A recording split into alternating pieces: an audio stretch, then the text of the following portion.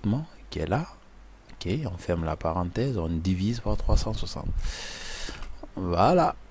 Et tout de suite, vous allez voir que d'autres ont fait 1 an, 2 ans, 3 ans, 15 ans, 7 ans, ainsi de suite.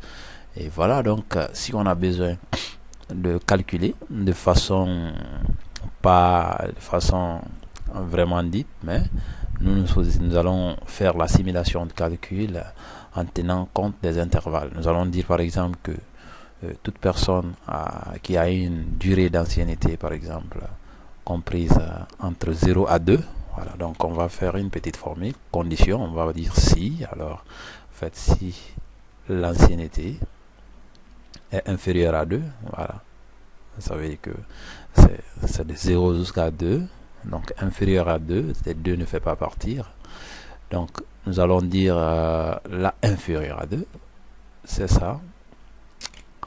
Alors, la personne n'est pas primée. En fait, lui, il n'a droit à rien. Donc, on met un petit 0. Voilà, on met point virgule.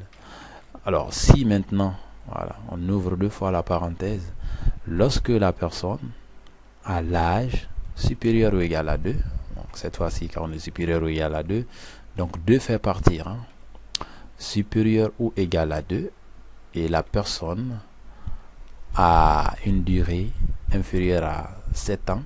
On suppose que là maintenant c'est ceux qui ont fait de 2 à 7 ans, hein.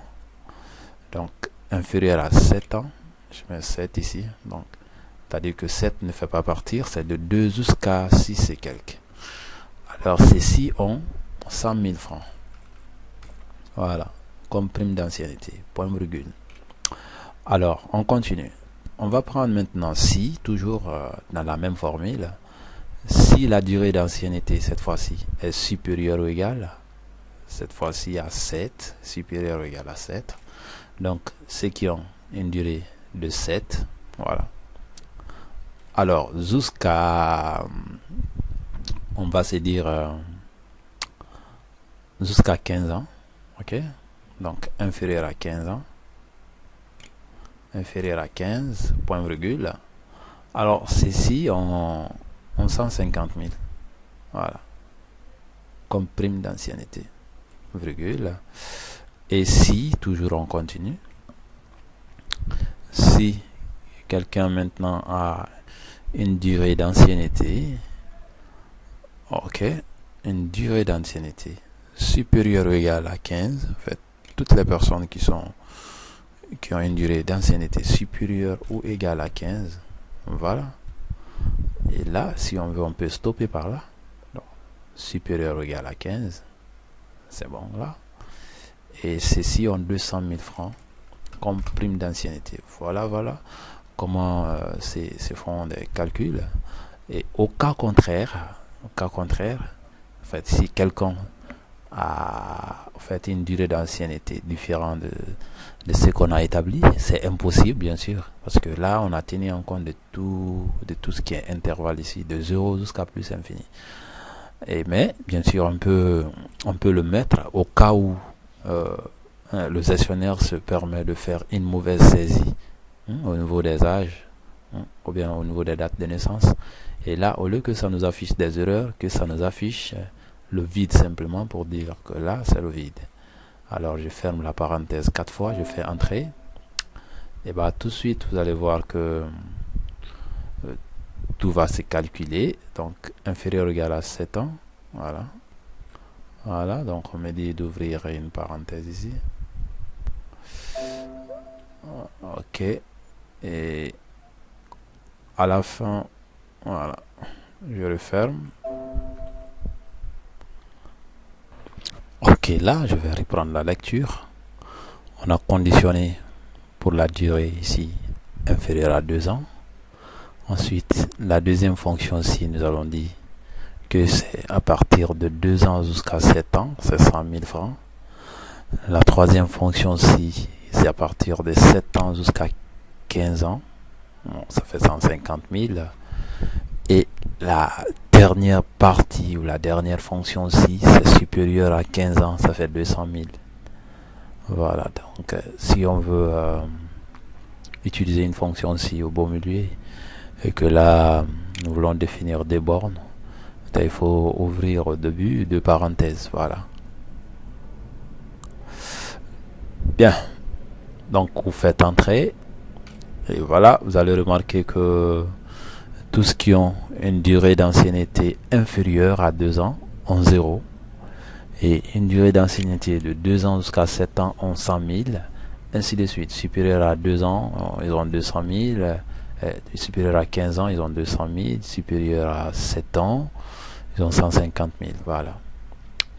Alors, les primes de risque, vous allez remarquer que là, au niveau du menu, voilà, au niveau du menu, nous avions essayé de donner des chiffres déjà, en fait, des montants pour ces coefficients. Donc, là, nous allons distribuer ça pour tous les employés.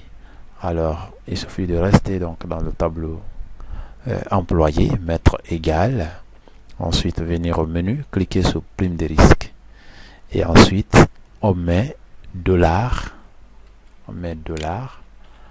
entre la lettre et le chiffre, on fait entrer. Là, ça vous permet de fixer simplement le nombre qui est là-bas, on fait le montant. Alors, le prime de logement, on fait la même chose, égal, on clique sur prime de logement, on n'oublie pas le $, on fait entrer. Alors, prime de transport égale, on vient au niveau du menu, cherche prime de transport, clique, entrée. Cotisation sociale à la charge du patron, voilà, entrée. Cotisation sociale à la charge de l'employé, on vient au menu, on cherche la cotisation sociale à la charge de l'employé, on fait entrer. Cotisation sociale à la charge du patron, on fait égal. Vient au niveau du menu, voilà, bien sûr, il y a la cotisation sociale à la charge du patron, on fait entrer. Et tout de suite, déjà, vous allez voir qu'on a facilement rempli donc les avantages et les retenues des employés. Très facile. Alors, ce qui nous incombe cette fois-ci, alors c'est comment tenir un journal de pointage pour ces employés qui sont déjà là. Voilà comment tenir un journal de pointage pour pouvoir les pointer tous les jours. Voilà. Alors c'est ce qui nous a poussé donc à créer un journal de pointage ici qui est carrément vide. Alors nous allons essayer donc de configurer et travailler dessus avec un formulaire de pointage qui va prochainement nous remplir le journal en tenant compte des employés qui sont renseignés ici. Et ces employés, bien sûr, peuvent changer de nombre. On peut leur ajouter, on peut leur réduire, on peut modifier des renseignements. Et vous allez voir que, en fonction de ces modifications, le journal tiendra en compte de tout ça. Bien, donc premier travail, c'est d'essayer de programmer le journal manuellement et par après on crée un formulaire dans les VBA qui va nous permettre de remplir le journal. Bien, vous allez remarquer que l'en-tête, la première colonne, correspond au nom et prénom. En fait, dans les rappels, vous avez compris comment on a fait pour insérer les listes déroulantes. En fait, les listes déroulantes qui ont été insérées, c'est très simple. Je vais vous expliquer. Il suffit simplement de sélectionner la colonne des employés. Ici, on vient donc dans l'onglet données, validation des données. On clique sur là, employé. Voilà. On sélectionne liste, on clique ici. Alors donc vous allez remarquer que la sélection qui a été faite la sélection là a été récupérée dans le tableau des employés de tout à l'heure. En fait, c'est le nom et prénom des employés qui ont été sélectionnés et ce sont ces noms et prénoms qui vont s'afficher prochainement dans la liste déroulante. Quand vous déroulez comme ça, vous auriez les employés s'afficher. Donc on peut leur sélectionner un à un pour les afficher comme ça. Bien, donc après cette liste déroulante, nous allons récupérer le numéro matricule de chaque employé à chaque fois qu'il est pointé. Nous voulons voir son numéro matricule affiché devant son nom, son numéro de téléphone et son taux horaire. Donc là, nous allons utiliser une fonction recherche. Et c'est très simple, on met égal recherche. Vous allez voir recherche V ici. Alors, cette fonction recherche V nous demande la partie référence. Donc, c'est là, c'est l'employé qui est ici, qui est la référence de recherche. Donc, un point virgule demande la table dans laquelle on veut faire la recherche. Pour le moment, tous les renseignements se trouvent au niveau du tableau employé, là.